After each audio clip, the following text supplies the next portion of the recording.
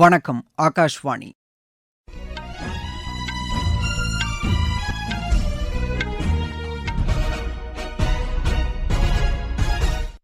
செய்திகள் வாசிப்பவர் பாலசுப்ரமணி கன்னியப்பன். தலைப்புச் செய்திகள். நாட்டில் கடந்த 11 ஆண்டுகளில் மக்களை மையமாக கொண்ட நல்லாட்சி உறுதி செய்யப்பட்டுள்ளதாக பிரதமர் திரு நரேந்திர மோடி தெரிவித்துள்ளார். மாநிலங்களின் வளர்ச்சிக்கு மத்திய அரசு முக்கியத்துவம் அளித்து செயல்படுவதாக உள்துறை அமைச்சர் திரு அமித்ஷா கூறியுள்ளார். பிரதமரின் கிராம சாலைகள் திட்டத்தின் கீழ் இதுவரை 7,87,000 கிலோமீட்டர் சாலைகள் அமைக்கப்பட்டுள்ளதாக மத்திய அரசு தெரிவித்துள்ளது. ஒடிசாவில் பாதுகாப்பு படையினர் மேற்கொண்ட தேடுதல் நடவடிக்கையின் போது 6 நக்சலைட்டுகள் சுட்டுக் கொல்லப்பட்டனர். வட மாநிலங்களின் பல்வேறு பகுதிகளில் கடும் குளிர் தொடர்ந்து நீடிக்கும் என்று வானிலை ஆய்வு மையம் தெரிவித்துள்ளது. இனி விரிவான செய்திகள். நாட்டில் கடந்த 11 ஆண்டுகளில் மக்களை மையமாக கொண்ட நல்லாட்சி உறுதி செய்யப்பட்டுள்ளதாக பிரதமர் திரு நரேந்திர மோடி கூறியுள்ளார். மறைந்த முன்னாள் பிரதமர் பாரத ரத்னா அடல் பிகாரி வாஜ்பாயின் 101வது பிறந்த தினத்தையொட்டி லக்னோவில் நடைபெற்ற நிகழ்ச்சியில் தேசிய நினைவிட அருங்காட்சியகத்தை திரு நரேந்திர மோடி இன்று திறந்து வைத்தார். இந்த நினைவிட அருங்காட்சியகத்தில் முன்னாள் பிரதமர் அடல் பிகாரி வாஜ்பாய், ஷியாம பிரசாத் முகர்ஜி, பண்டிட் தீன்தயாள் உபாத்யாயா சிலைகள் நிறுவப்பட்டுள்ளதை அவர் குறிப்பிட்டார். வாஜ்பாய், மதன் மோகன் மாளவியா ஆகியோரது பிறந்த தினம் இன்று கொண்டாடப்படுவதையும் பிரதமர் சுட்டிக்காட்டினார். இந்த தலைவர்கள் அனைவரும் வலுவான மற்றும் வளர்ச்சியடைந்த இந்தியா என்ற கனவை நனவாக்க பாடுபட்டதாக அவர் குறிப்பிட்டார். நல்லாட்சி, நிர்வாகத்தில் வெளிப்படைத்தன்மை, டிஜிட்டல் தொழில்நுட்ப முன்னேற்றங்கள் ஆகியவற்றுக்கு அடித்தளம் அமைத்தவர் அடல் பிகாரி வாஜ்பாய் என்று அவர் கூறினார். வாஜ்பாயின் கனவுகளை நனவாக்கும் வகையில் தமது அரசு செயல்பட்டு வருவதாக திரு நரேந்திர மோடி தெரிவித்தார். குடியரசுத் தலைவர் திருமதி திரௌபதி முர்மு சந்தாலி மொழியில் மொழிபெயர்க்கப்பட்ட அரசியல் சாசனத்தை குடியரசுத் தலைவர் மாளிகையில் நடைபெற்ற நிகழ்ச்சியில் இன்று வெளியிட்டார். இந்நிகழ்ச்சியில் பேசிய குடியரசுத் தலைவர், அரசியல் சாசனம் சந்தாலி மொழியில் மொழிபெயர்க்கப்பட்டுள்ளது அம்மொழி பேசும் மக்களுக்கு மகிழ்ச்சி அளிக்கும் விஷயம் என்று கூறினார். இது அரசியலமைப்பை தங்கள் சொந்த மொழியில் படிக்கவும் புரிந்து கொள்ளவும் அவர்களுக்கு உதவும் என்றும் அவர் கூறினார். இந்நிகழ்ச்சியில் பேசிய குடியரசு துணைத் தலைவர் திரு சி.பி. ராதாகிருஷ்ணன் இந்த முயற்சிக்காக குடியரசுத் தலைவர் திருமதி திரௌபதி முர்முக்கு நன்றி தெரிவித்தார். இந்த மகத்தான முயற்சியால் சந்தாலி மொழி பேசும் மக்கள் அரசியல் சாசனத்தை தங்கள் சொந்த மொழியில் படிக்க உதவும் என்று கூறினார். சட்டத்துறை இணையமைச்சர் திரு அர்ஜுன் ராம் மேக்வால் உள்ளிட்டோர் இந்த நிகழ்ச்சியில் பங்கேற்றனர். அரசியல் சாசனத்தின் 8வது அட்டவணையில் சேர்க்கப்பட்டுள்ள சந்தாலி மொழி ஜார்க்கண்ட், ஒடிசா, மேற்கு வங்கம், பீகார் ஆகிய மாநிலங்களில் கணிசமான எண்ணிக்கையிலான பழங்குடியின மக்களால் பேசப்படுகிறது. அனைத்து மாநிலங்களின் வளர்ச்சிக்கும் மத்திய அரசு முக்கியத்துவம் அளித்து செயல்படுவதாக உள்துறை அமைச்சர் திரு அமித்ஷா கூறியுள்ளார். மத்திய பிரதேசத்தில் 2 லட்சம் கோடி ரூபாய் முதலீட்டை உறுதி செய்யும் 1655 தொழில் பிரிவுகளுக்கு அவர் இன்று அடிக்கல் நாட்டினார். பின்னர் மத்திய பிரதேசத்தின் வளர்ச்சி தொடர்பான உச்சிமாநாட்டில் பேசிய அவர், மறைந்த முன்னாள் பிரதமர் பாரத ரத்னா அடல் பிகாரி பிறந்த நாளில் அவர் பிறந்த ஊரில் இந்த மாநாடு நடைபெறுவது மகிழ்ச்சி அளிப்பதாக கூறினார். முந்தைய காங்கிரஸ் ஆட்சி காலத்தில் பீகார், மத்திய பிரதேசம், ராஜஸ்தான், உத்தரப்பிரதேசம் ஆகிய மாநிலங்களின் வளர்ச்சி மிகவும் பின்தங்கியிருந்ததாக அவர் குறிப்பிட்டார்.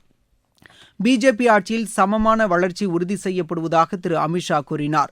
இந்நிகழ்ச்சியில் பேசிய முதலமைச்சர் திரு மோகன் யாதவ், அனைத்து துறை வளர்ச்சிக்கும் ஒரு வலுவான அடித்தளத்தை மாநில அரசு அமைத்துள்ளதாக கூறினார். பிரதமரின் கிராம சாலைகள் திட்டத்தின் கீழ் கடந்த 25 ஆண்டுகளில் 7,87,000 கிலோமீட்டர் சாலைகள் அமைக்கப்பட்டுள்ளதாக மத்திய அரசு தெரிவித்துள்ளது.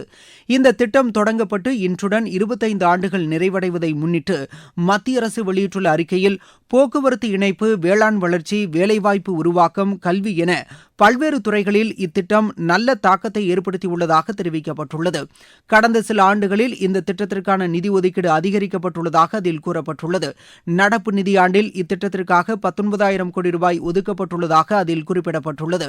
இத்திட்டத்தின் 4ஆம் கட்டத்தின் கீழ் அடுத்த 4 ஆண்டுகளுக்குள் 70,000 கோடி ரூபாய் செலவில் மொத்தம் 62,500 கிலோமீட்டர் சாலைகள் அமைக்கப்படும் என அதில் தெரிவிக்கப்பட்டுள்ளது. இதற்கான மொத்த நிதி ஒதுக்கீடு 70,000 கோடி ரூபாய்க்கும் அதிகமாகும். இதுவரை ஒப்புதல் அளிக்கப்பட்டதில் 96 விழுக்காடு சாலை பணிகள் நிறைவடைந்துள்ளதாக மத்திய அரசு கூறியுள்ளது. நீங்கள் கேட்டுக்கொண்டிருப்பது ஆகாஷ்வாணியின் செய்தி அறிக்கை. ஊரக வளர்ச்சிக்கான புதிய அத்தியாயம். வளர்ச்சியடைந்த இந்தியாவிற்கான ஊரக வேலைவாய்ப்பு உறுதி மற்றும் வாழ்வாதார சட்டம். இந்த சட்டம் வருடத்திற்கு 125 நாட்கள் வேலையை உறுதி செய்கிறது. இதில் வாரந்தோறும் ஊதியம் வழங்கப்படுவது கட்டாயமாக்கப்பட்டுள்ளது. பணி முடிந்த 15 நாட்களுக்குள் ஊதியம் வழங்குவதை உறுதி செய்வதற்கான அம்சங்களும் இதில் இடம்பெற்றுள்ளன. ஊதியம் காலதாமதமாக வழங்கப்பட்டால் அதற்கான இழப்பீட்டுத் தொகைக்கும் இதில் வகை செய்யப்பட்டுள்ளது. வளர்ச்சியடைந்த இந்தியாவிற்கான பயணத்தில் மோடி அரசு தொடரும் சீர்திருத்த நடவடிக்கைகள்.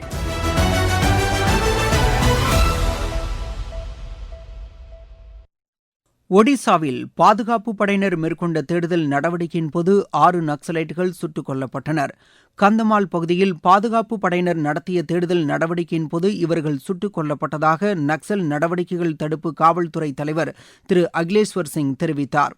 கொல்லப்பட்டவர்களில் நக்சலைட் இயக்கத்தின் முக்கிய தலைவர் கணேஷ் உய்கேவும் ஒருவர் என்று அவர் கூறினார். தெலுங்கானாவின் நல்கொண்டா மாவட்டத்தைச் சேர்ந்த கணேஷ் உய்கே பல்வேறு முக்கிய தாக்குதல்களில் மூளையாக செயல்பட்டுள்ளார். கணேஷ் உய்கேவை பிடிக்க உதவுவோருக்கு பாதுகாப்பு படையினர் 1 கோடி ரூபாய் சன்மானம் அறிவித்திருந்தனர். அப்பகுதியில் தேடுதல் நடவடிக்கை தொடர்ந்து நடைபெற்று வருவதாக காவல்துறையினர் தெரிவித்துள்ளனர். இதனிடையே நக்சல் தீவிரவாதத்தை ஒடுக்குவதில் இது மற்றும் ஒரு முக்கிய மைல்கல் என்று மத்திய உள்துறை அமைச்சர் திரு அமித்ஷா கூறியுள்ளார். ஒடிசா மாநிலம் நக்சல் தீவிரவாதத்திலிருந்து முழுமையாக விடுபடும் நிலையில் உள்ளதாக சமூக வலைதளத்தில் அவர் குறிப்பிட்டுள்ளார். வரும் மார்ச் 31ஆம் தேதிக்குள் நக்சல் தீவிரவாதத்தை முற்றிலுமாக ஒழிப்பதில் அரசு உறுதியுடன் செயல்பட்டு வருவதாகவும் திரு அமித்ஷா தெரிவித்துள்ளார். இந்தியாவை அணுசக்தி நாடாக மாற்றிய தொலைநோக்கு பார்வை கொண்ட தலைவர் அடல் பிகாரி வாஜ்பாய் என்று ஆந்திர முதலமைச்சர் திரு சந்திரபாபு நாயுடு கூறியுள்ளார். அமராவதியில் அமைக்கப்பட்டுள்ள அடல் பிகாரி வாஜ்பாயின் சிலையை மத்திய அமைச்சர் திரு சிவராஜ் சிங் சௌகானுடன் இணைந்து இன்று அவர் திறந்து வைத்தார். நிகழ்ச்சியில் பேசிய திரு சந்திரபாபு நாயுடு அத்துமீறல்களுக்கு இந்தியா தகுந்த பதிலடி கொடுக்கும் என்பதை கார்கில் போர் மூலம் வாஜ்பாய் நிரூபித்ததாக கூறினார். நாட்டின் உள்கட்டமைப்புக்கு வாஜ்பாய் வலுவான அடித்தளத்தை அமைத்தார் என்றும் அவர் குறிப்பிட்டார். தொலைத்தொடர்பு துறையில் நாட்டின் முன்னேற்றத்திற்கு வாஜ்பாய் அடித்தளமிட்டதாகவும் தற்போது பிரதமர் திரு நரேந்திர மோடி அதை முன்னெடுத்துச் செல்வதாகவும் திரு சந்திரபாபு நாயுடு கூறினார். பாரத ரத்னா அடல் பிகாரி வாஜ்பாயின் பிறந்த நாளை முன்னிட்டு தில்லியில் அடல் உணவகத்தை தில்லி முதலமைச்சர் ரேகா குப்தாவும் மத்திய அமைச்சர் மனோகர் லாலும் இணைந்து இன்று தொடங்கி வைத்தனர்.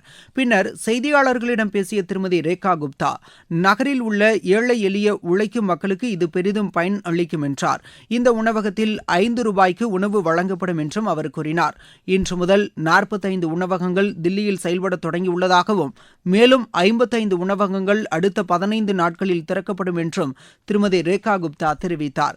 மத்திய அமைச்சர் திரு மனோகர்லால் பேசுகையில், யாரும் பசியுடன் இருக்கக்கூடாது என்று அடல் பிகாரி வாஜ்பாயின் நோக்கத்தை நிறைவேற்றும் வகையில் இந்த உணவகம் திறக்கப்பட்டுள்ளதாக குறிப்பிட்டார். தில்லி, சண்டிகர், ஹரியானா, பஞ்சாப், பீகார், உத்தரப்பிரதேசம், உத்தராகண்ட், இமாச்சல பிரதேசம் உள்ளிட்ட பகுதிகளில் இன்று கடும் குளிர் நிலவும் என வானிலை ஆய்வு மையம் தெரிவித்துள்ளது. மத்திய பிரதேசம், ஒடிசா, மேற்குவங்கம் மற்றும் வடகிழக்கு மாநிலங்களில் அடுத்த 2 நாட்களுக்கு கடும் பனிமூட்டம் நிலவும் எனவும் அந்த மையம் கூறியுள்ளது. இதனிடையே தில்லியில் இன்று காற்றின் தரம் மோசமாக இருந்ததாக மாசு கட்டுப்பாட்டு வாரியம் தெரிவித்துள்ளது. காற்றின் தரக்குறியீடு இன்று பிற்பகலில் 218 பதிவானதாக தெரிவிக்கப்பட்டுள்ளது. பங்களாதேஷில் வரும் பிப்ரவரி மாதம் 12ஆம் தேதி நடைபெறவுள்ள தேர்தலில் அவாமி லீக் கட்சி போட்டியிட முடியாது என்று அந்நாட்டு இடைக்கால அரசு தெரிவித்துள்ளது. அவாமி லீக் கட்சியின் செயல்பாடுகளுக்கு தடை விதிக்கப்பட்டுள்ளதாலும் அதன் பதிவு ரத்து செய்யப்பட்டதாலும் அக்கட்சியால் தேர்தலில் பங்கேற்க முடியாது என்று அந்நாட்டு அரசு மீண்டும் கூறியுள்ளது. கம்போடியாவுடனான அமைதி பேச்சுவார்த்தை 2வது நாளாக இன்றும் நீடித்ததாக தாய்லாந்து தெரிவித்துள்ளது. தற்போது எல்லைப் பகுதியில் தாக்குதல் நடவடிக்கைகள் குறைந்துள்ளதாக தாய்லாந்து பாதுகாப்பு அமைச்சகத்தின் செய்தி தொடர்பாளர் தெரிவித்துள்ளார். ஆசியான் பார்வையாளர் குழுவில் இடம்பெற்றுள்ள மலேசிய பிரதிநிதிகளும் அமைதி பேச்சுவார்த்தையில் பங்கேற்றதாக அவர் கூறினார். மீண்டும் தலைப்புச் செய்திகள். நாட்டில் கடந்த 11 ஆண்டுகளில் மக்களை மையமாக கொண்ட நல்லாட்சி உறுதி செய்யப்பட்டுள்ளதாக பிரதமர் திரு நரேந்திர மோடி தெரிவித்துள்ளார். மாநிலங்களின் வளர்ச்சிக்கு மத்திய அரசு முக்கியத்துவம் அளித்து செயல்படுவதாக உள்துறை அமைச்சர் திரு அமித்ஷா கூறியுள்ளார்.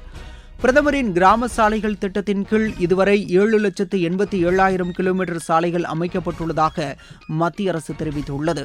ஒடிசாவில் பாதுகாப்பு படையினர் மேற்கொண்ட தேடுதல் நடவடிக்கையின் போது 6 நக்சலைட்டுகள் சுட்டுக் கொல்லப்பட்டனர். வட மாநிலங்களின் பல்வேறு பகுதிகளில் கடும் குளிர் தொடர்ந்து நீடிக்கும் என்று வானிலை ஆய்வு மையம் தெரிவித்துள்ளது. இத்துடன் இந்த செய்தி அறிக்கை நிறைவடைந்தது.